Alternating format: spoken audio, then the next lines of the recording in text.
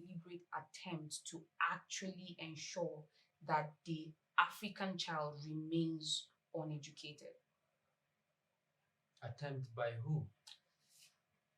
by some say the government, Okay. because for advancement to take place, right? Yeah. There must be certain kind of sponsorship from government to support these systems and ensure that they advance or they thrive and they function.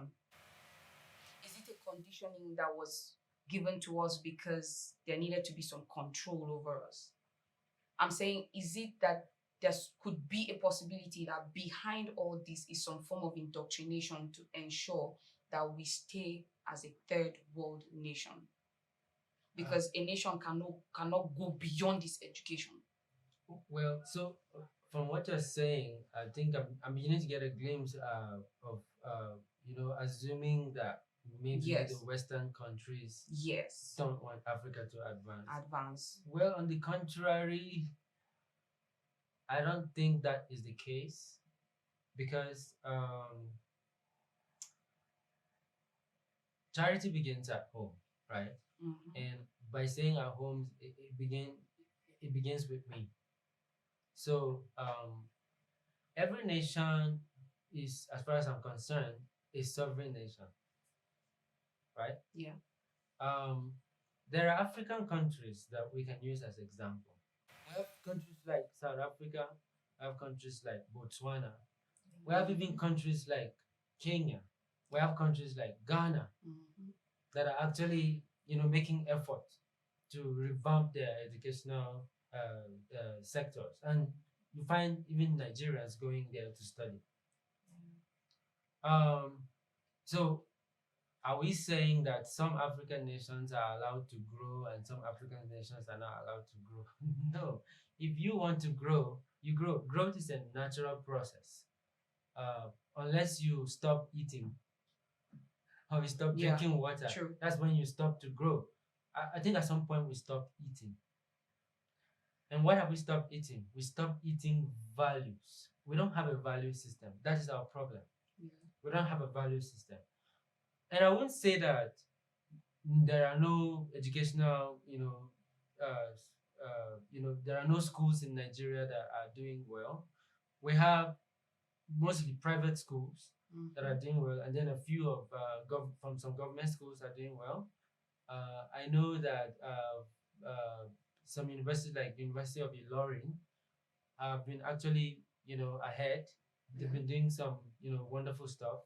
But then it's not good enough, because we are always, in this temptation of saying, We're trying. yeah, we are trying, but then our best is not good enough. Because by saying this, we are saying somebody is responsible for our growth. Yeah.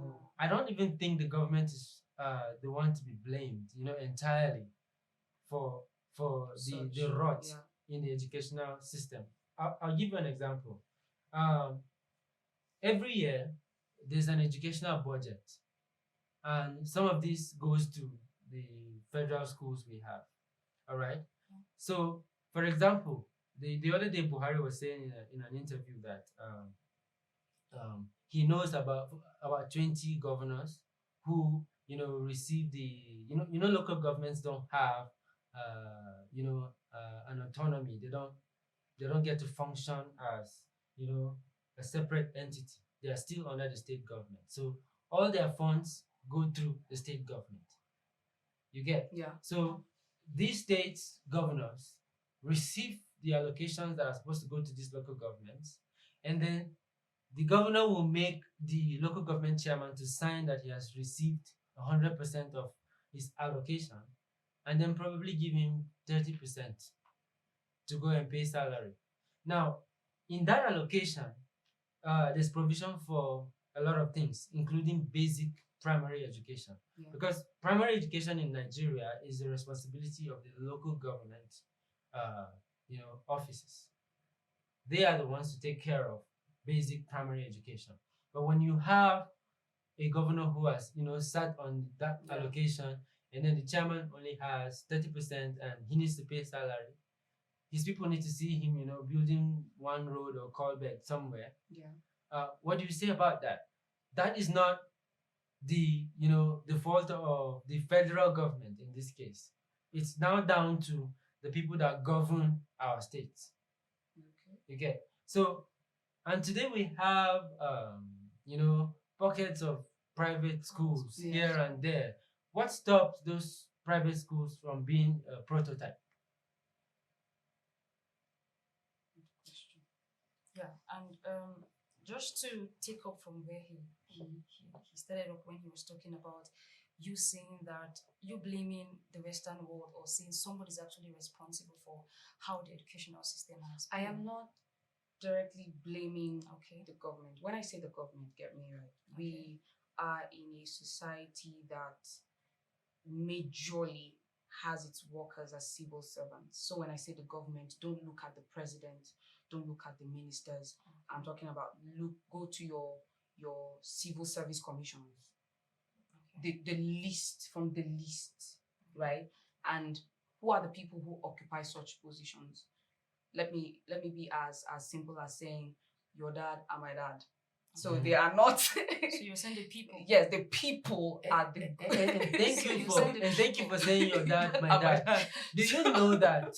Do you know that? Do you know that even in biblical times, education is the responsibility of parents?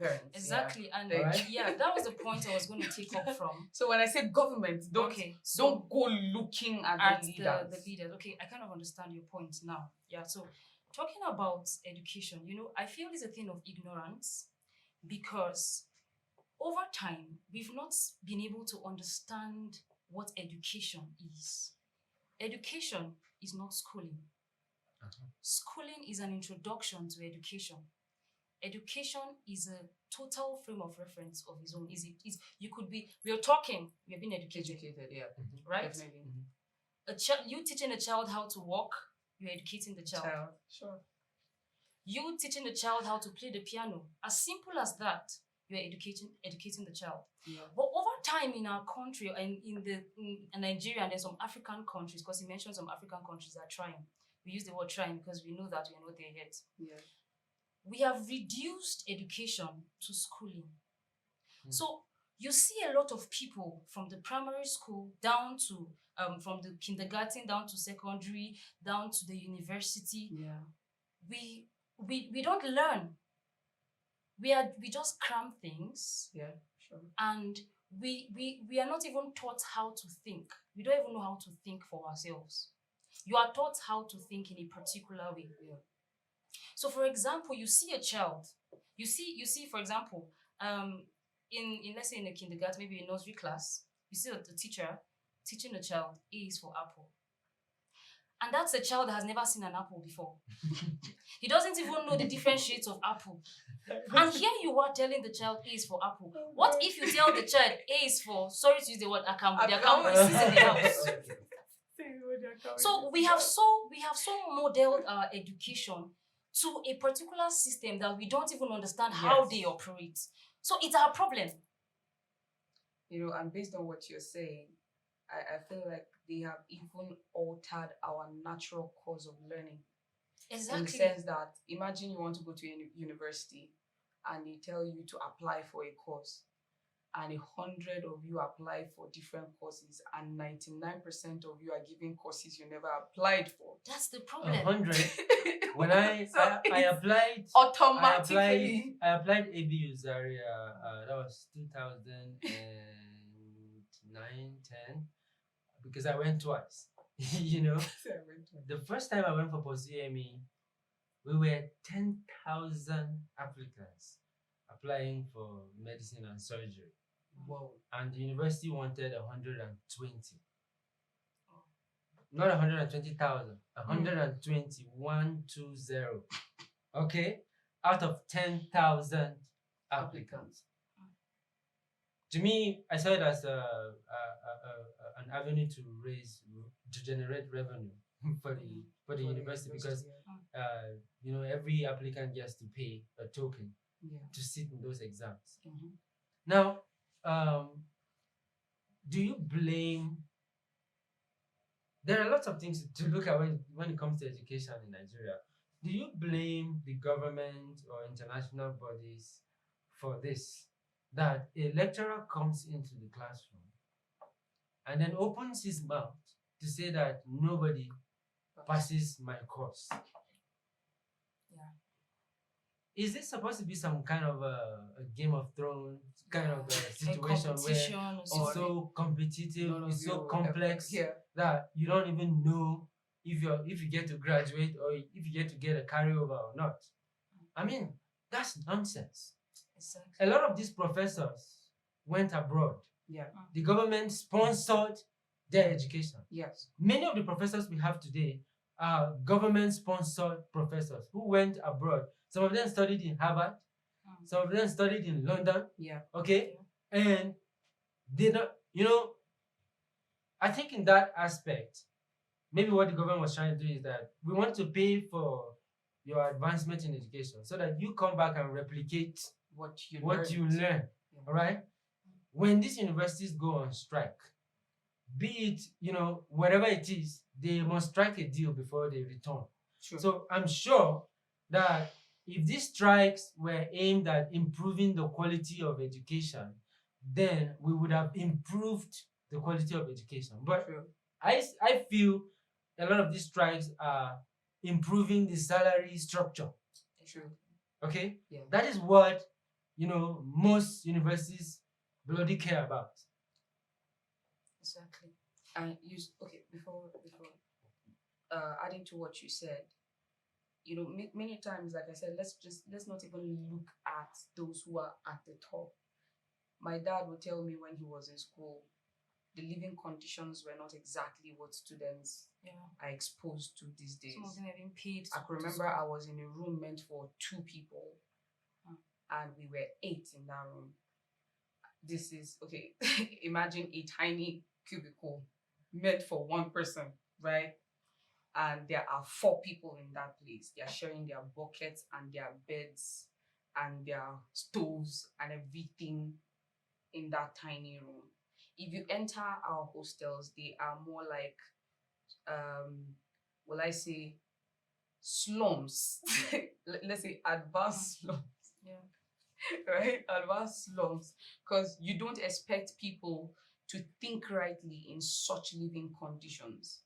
But yet, people as old as our people, those who went to the universities between 1980 downwards, did not even experience such terrible conditions.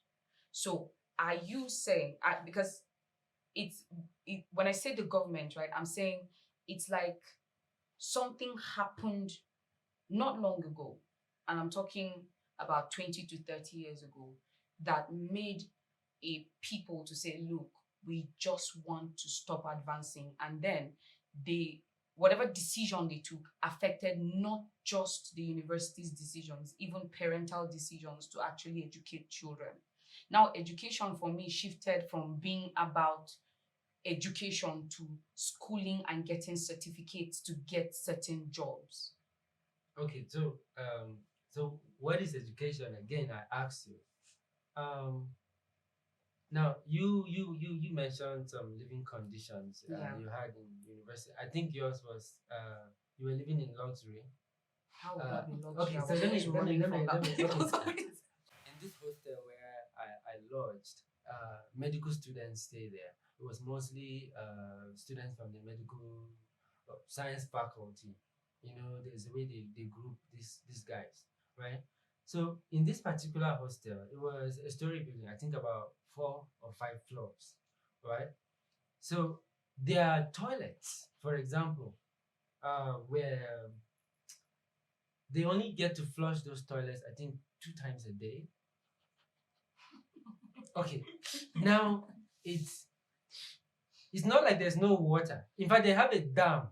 They have a dam that I think generates electricity. There's a large body of water, but they've not even learned to channel that water into the hostel where students can use the toilet and simply flush. Yeah. That is not there. So the school now employed women who come to flush Oh. the toilet. So when you come, you poo poo and then leave it there. Somebody comes and poo poo on top of yours, and then it keeps going on until the Yeah. toilet gets filled up with shit. And then some people are employed to come and flush the Flush it, toilet. So yeah. they get lazy because they need to fetch water from downstairs Yeah. and then lift it on their head, go up and flush the toilet. Wow. You get. So now you ask yourself, the human being that comes to poo poo on top of somebody's poo poo, is that a person that had a childhood? Is that a person that had parents who taught him, basically living conditions to know that I'm responsible for my own shit? When we talk about education, we think it's just about building robots, building computers, Yeah. building roads and becoming engineers. Education is also about basic living. And this is why I say we don't have a value system, because if we had a value system, the same mentality we have about personal hygiene is the Yeah. same that applies to when I sit in an office that controls funds, True. right? You would think about Yeah, that. because my values as a human being is messed up. So I see public funds as private funds, True. and I deal with it the way I want, right? Yeah. I mean, it's a whole lot of things that we can't even finish talking about today. But I think we are getting the fundamentals of education wrong. And every basic education must start from the family. Yeah. So the point where he spoke about every basic education must start from the family. I I happen to have a lot of interactions with children and a lot of teenagers also, and I got to realize that for children, the ability to learn, it's very high and very fast. They learn at a very, very fast rate and very high rate and all that. And whatever it is that is being taught to them at that particular stage sticks to their minds, sticks to their head. So you see a teacher in class teaching a wrong thing, and it sticks to, even when they Yeah. come back home and their mom is saying, no, this is, they say, no, my teacher said this is how it is. When he spoke about we getting the fundamentals of education wrong, is the fact that, first of all, the basics of education, before you begin to even teach a child how to, before you begin to teach a child the alphabet, the multiplication table, and all that, you need to teach the child how he should behave as a person. You need to teach the child who he is. So you see a lot of university graduates, a lot of those who have PhDs and all that, basically they don't still know who they are. They're basically just self-haters. They're educated haters, because this is the point. There's nothing as let me use the word, there's nothing as bad as you educating somebody, teaching the person how to read and write and all that. Somebody who hates himself, he'll be a disaster to the society. So the basic fundamentals of education is the fact that you get to teach these children who they are, their worth, self-esteem. By the time you do that to those children, when they go out to school, they don't need anybody to define those. They learn anything they want to learn. So you hear me, you see me with the children I teach, and basically I'm trying to define them. I'm trying to tell them this is who you are, giving them a picture, a mindset. So whatever it is you're teaching to them at that point, they can be able to use that to transform to anything. So the robots you're talking about, you don't even have to teach them. Yeah. So we really need to go back to the crux of the matter. Formative stage of it. You see people say, okay, why are you going to school? Go to university. I finished from University of Jos. Go to University of Jos and ask some of them, why are you in school? Okay, I don't even like the course. Okay, why are you studying the course? It's because I need to, first of all, my parents said, I should study it. when all those things are found in the educational system, it's ruining to the mind of our young, and they cannot create anything. True. because they feel they are being controlled. So you go to school, and the purpose of education is not to get a job. The purpose of you going to school is not to after just no. That's why you see a lot of first class students. They really can't have quality conversations. They really can't. They really can't create anything. But they came out with first class. How? Because they just wanted to get the job. The reason why you're being educated is because so you can know, create stuff, and Yeah. be a blessing, make impact. But how many of these graduates are actually making impact? Even in their places of work, most of them don't even like their jobs. True. So even the teachers that are teaching don't even like their jobs, because when they were looking for jobs, there were no jobs. So the only place they could find a job was in where to teach. So you could see a recycling of the whole thing. It's a recycling, it's a pattern. It's a pattern that is going on. And we're telling ourselves lies. Because right now, what the world needs is what you know, how creative you are.